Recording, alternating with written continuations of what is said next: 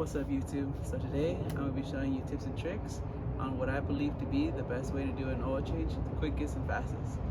So today we got our 1996 Nissan Sentra. It has a B14 engine and I'll be using that to demonstrate how to do this oil change. Alrighty, so we're just going to go over the essentials that we're going to need to do this oil change. So we're going to first need to be able to jack up the car. I have the original jack that comes with the vehicle. For most cases, you're going to need a bigger jack than this, but for this vehicle, since the car doesn't weigh much, it weighs just a little bit more than a Miata, this will do the job. As well as we're going to need to have something to be able to maintain the vehicle in the air. I don't recommend using a jack to hold it up because jacks are known to fail, whether it's a full one or this portable ones that stay in your trunk. It's better off to just have it a jack stand. And then once we get the car in the vehicle, we're going to need the new oil and filter in order to replace the old oil and filter. That you can just get by doing a quick Google search, as well as the oil plug wrench size. For our car, it's a 14, so you can go ahead and do a quick Google search for that as well. But once we go ahead and break the oil plug loose, we're going to need somewhere to drain it, so we're going to also need an oil drain pan as well. But this wouldn't be a tips and tricks vehicle if I didn't have a couple extras to add on to the list. I would recommend getting a funnel because you don't really want to make a mess. It's just going to add more time. And you don't really need a headache as well. I also would recommend getting a clamp, oil filter clamp, only because some people like the belt ratcheting ones, but those ones have to be perfectly horizontal to the filter, and sometimes you don't have the room or the leverage. With these clamps, you can go ahead and be at an angle. As long as you rotate it, you maintain good pressure and you rotate in the right direction, you can go ahead and still break it loose. Now, one thing that everybody seems to forget, if your oil plug doesn't have a built-in gasket, it's important to go ahead and get gaskets to replace the old gaskets, because over time they do fail and it'll just leak, and you don't want that mess on your driveway. And then an absolute extra that isn't really necessary, but I would recommend, is Lucas Heavy Oil Stabilizer, only because I use this on all my vehicles and I do see a difference in performance. It actually helps out the engine. It makes it run a little easier. One last thing that pretty much no one thinks of unless you go ahead and get your vehicle taken in to go get the oil done, is go ahead and just buy a couple oil change mileage stickers, just to go ahead and jot down when you last did the mileage. I would recommend this because a lot of people would just write the mileage on the filter itself, but when it comes down to it, the moment you forget, you're not really going to want to jack your car up just to see the filter, just to see if you even need to do the oil change now that you have the car up in the air. So I go ahead, just get the stickers. You can get like a pack of 100 for just a couple dollars on Amazon. Since we're going to go ahead and start the oil change and check up the car, I would recommend putting some bricks behind the tires, depending on which way the car is sloping towards. Since I reverse parked the car in the driveway, the car is sloping forward, so I'm going to go ahead and put the bricks right in the front side of the tires.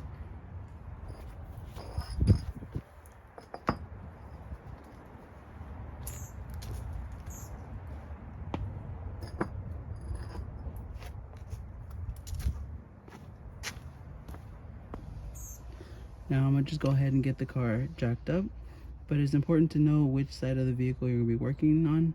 On this car, we're going to be working on the passenger side.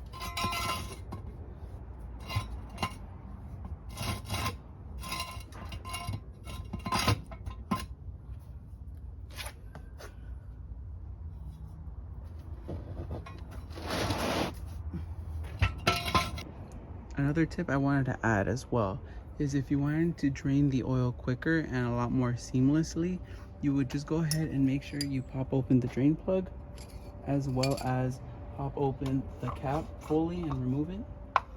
That way when you do remove the drain plug, the liquid comes out seamlessly, because if you don't, you might get splatters here and there because the air wants to get in while the oil wants to get out through the same plug. So now we can just let the air come in through here while just the oil pours out seamlessly through the bottom. Now, one trick that I want to show you, I might struggle to show you down there. Notice that this 14 wrench isn't very long. I might struggle to break open that drain plug. So one tip I want to show you guys is that you can extend the wrench by using a larger wrench in order to gain you a little more leverage to make it that much more easier to break open that drain plug. So if we use my finger as the drain plug, I'll go ahead and get a larger size. Here I have a 17. If I wanted to tighten it, loosen it, I would go ahead and just insert it, make sure that the stick is towards the bottom and you put it towards the inside, and now you've extended your wrench and now you have that much more leverage. And then without even moving the origin of your original wrench, you can apply the same concept just by making sure the curve of the entrance of the larger wrench goes through the smaller end. And now you can also tighten the plug if you need it to as well. I'll go ahead and try to see if I can show you guys down there, but just in case I can't, I just want to show you the visual up here. Alright, so now as you can see, this oil plug is too tight. So I'm gonna go ahead and use the concept I showed earlier to go ahead and have it removed. Put the plug in this way. Go ahead and connect it. Now that I have leverage, there you go. Broke it loose. You can see. Alright, time to put our drain pan.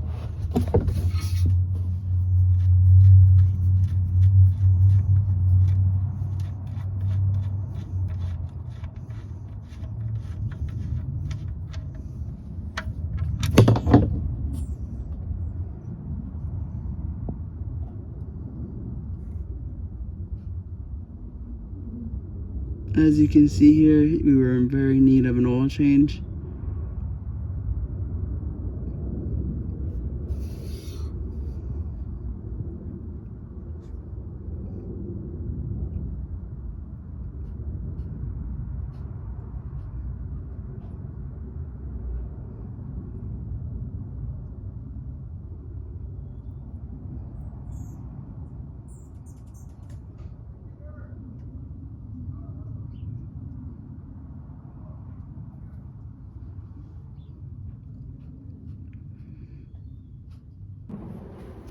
And well, we go ahead and let that drain. This is how a oil plug without a built-in gasket would look. So you would just go ahead and throw on your gasket, and when you throw it back on, you go ahead and create a real tight seal so you don't leak any oil. We're gonna do a quick double check, make sure we tighten up that plug nice and tight. Make sure it's just hand tight. There you go, and we're all good. You can pour the oil now. Alrighty, and now here we have our filter. Like I said, I'm going to be using our clamps. I prefer these only because in tight spaces, it makes things a lot easier to break them loose. The one thing I did forget to mention is that when using these clamps, you do have to be careful not to over apply pressure, because you will puncture the oil filter. Although we're not going to be reusing it, it can create a mess if you puncture it a little too early on into the removal. Say I've already punctured it, which I didn't, but if I would have already punctured it, now this whole time removing it, I would be stuck with it dripping. So that's just the one downside of having these clamps.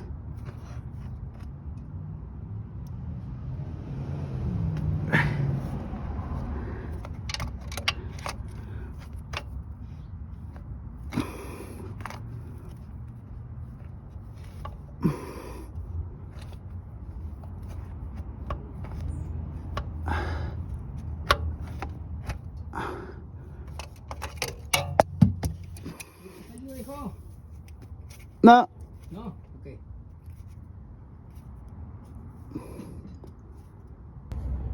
Now that we got that old filter off, we're just gonna go ahead and get some of that old oil and lubricate this edge of the new filter. That will create a suction cup like seal, for there to be no leaks at all. Alrighty, now that you see that we took off the filter, I'm gonna just go ahead and clean off the spindle as well as the mating area that we're gonna put the new oil filter on. Just to make sure it sits nice and properly when we put it in. We're just gonna go ahead and get our new filter.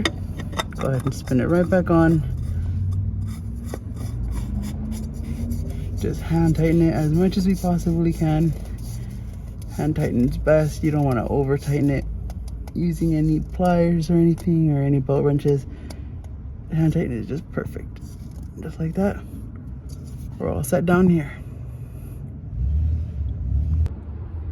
So just before adding the oil, I like to add our secret ingredient, the Lucas Heavy Oil Stabilizer.